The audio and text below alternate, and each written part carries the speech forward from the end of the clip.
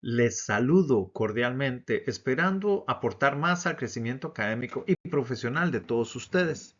Soy Rodrigo Martínez y vamos a hablar de procesos de investigación. Bienvenidos.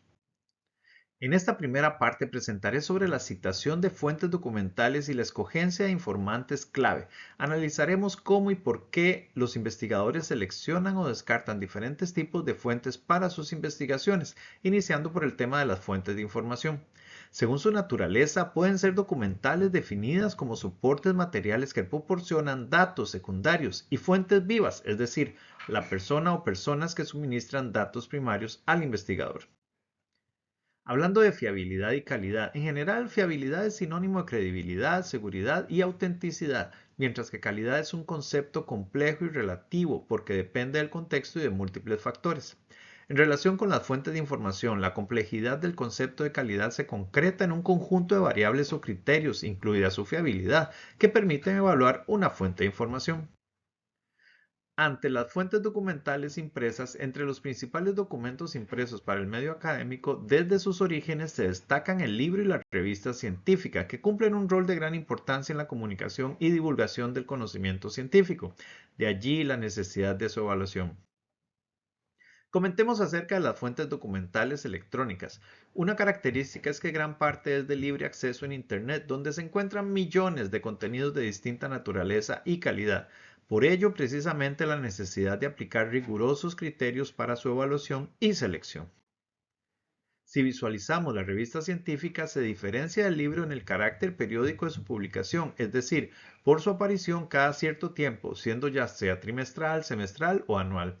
Por supuesto que las primeras versiones de revistas científicas fueron impresas, pero con la aparición de Internet se han incorporado más aún en formato electrónico, aunque hoy en día coexisten ambos formatos. En una investigación de campo de enfoque cualitativo, generalmente la información proviene de fuentes vivas, de personas que cumplen con una serie de criterios que los hace ideales para los efectos de esa investigación. A estas personas se les denomina informantes clave. El experto se trata de una persona con un conocimiento amplio y profundo de un tema o materia, por lo que tiene prestigio y reconocimiento por parte de los miembros de esa comunidad. Ahora bien, en la segunda parte de esta presentación nos basaremos en el manual de redacción científica. La redacción científica se basa en la claridad, precisión, objetividad y lógica y responde a una necesidad de validación del conocimiento en entornos académicos y profesionales. En relación a los propósitos de la redacción científica también cumple con funciones de validación, divulgación y archivo del conocimiento. Comienza con una planificación basada en objetivos claros, luego se desarrolla el contenido, se revisa críticamente, se ajusta a normas editoriales y se publica, cumpliendo con estándares académicos. Contemplando las características de la redacción científica, estas garantizan que el mensaje científico sea comprensible para la audiencia especializada. Debe evitarse la ambigüedad y asegurar la correcta interpretación del contenido, utilizando un lenguaje técnico pero accesible y tomando en consideración objetividad, claridad, concisión, precisión, formalidad, coherencia y cohesión. Tomando en consideración las faltas comunes en la realidad de una redacción científica, estas faltas afectan la claridad, precisión, objetividad y el cumplimiento de las normas del texto científico, y se dividen en tres grandes áreas, que son las áreas lingüísticas, donde las faltas a tomar en cuenta son el uso del lenguaje ambiguo o impreciso, redundancias innecesarias, uso excesivo de la voz pasiva, errores de concordancia gramatical y cacofonías.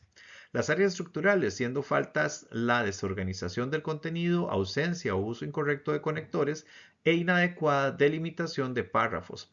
Y las áreas editoriales, tomando en consideración como faltas los errores en el formato de citas y referencias y uso de siglas no explicadas. Ante esto se insiste en la importancia de revisar y corregir sistemáticamente el texto antes de su entrega o publicación. Así que con esto me despido, no sin antes motivarles en leer a los autores de los documentos en los que se basa esta presentación y que puedan crecer más aún en sus desarrollos de investigación para la publicación. Nos vemos en la próxima. Muchas gracias.